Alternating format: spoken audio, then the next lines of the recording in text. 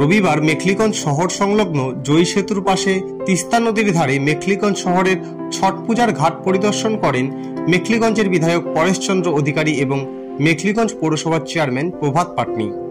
আসন্ন ছট পূজাকে কেন্দ্র করে ঘাটের প্রস্তুতি, নিরাপত্তা এবং পরিচ্ছন্নতার বিষয়গুলি পর্যালোচনা করা হয়। এই সময় এলাকার বিধায়ক পরেশচন্দ্র অধিকারী প্রয়োজনীয় নির্দেশনা প্রদান করেন, যাতে পূজার দিন ভক্তদের জন্য সকল প্রয়োজনীয় ব্যবস্থা যথাযথভাবে নিশ্চিত করা যায়। আজ জয়ী সেতুর পাশে ছটঘাটের এলাকা পরিদর্শনে মেখলিগঞ্জ মিউনিসিপ্যালিটির চেয়ারম্যান প্রভাত পাটনি সহ আমি নিজে এই এলাকার পরিদর্শনে আসি। গত বছর যে পাশে উত্তর দিকে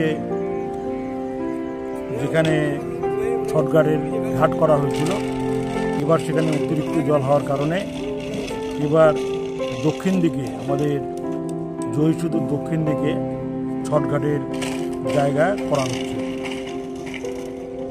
আমাদের এখানে যতগুলি পরিবার ছটঘাটে অংশগ্রহণ করবেন, তাদের এলাকা হিসাব করে নিয়ে আমরা ছটঘাটটা করার জন্য পৌরসভার পক্ষ থেকে চেষ্টা করছি, যাতে কোনো রকম অসুবিধা না হয়, ঘাটের নিরাপত্তা যাতে বজায় থাকে এবং এলাকায় যাতে তারা সুশৃঙ্খলভাবে তাদের ছটঘাটের কাজ তারা করতে পারে, ছট পূজাটা নির্বিঘ্নে করতে পারে, তার জন্যই ব্যবস্থা করা হচ্ছে এবং আমরা সকলে সেখানে উপস্থিত হয়ে এই বিষয়ে পর্যবেক্ষণ করছি।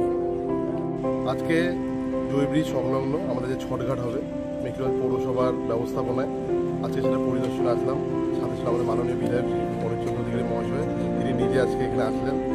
আমরা একসাথে ছটঘাট পরিদর্শন করলাম, সুরক্ষার ব্যাপারগুলো যা যা আছে সেগুলো আমরা নিয়ে দেখলাম এবং আগামী পরশু ছট পূজা সেইগুলো যা যা প্রস্তুতি নেওয়া দরকার সেগুলো আমরা নিলাম।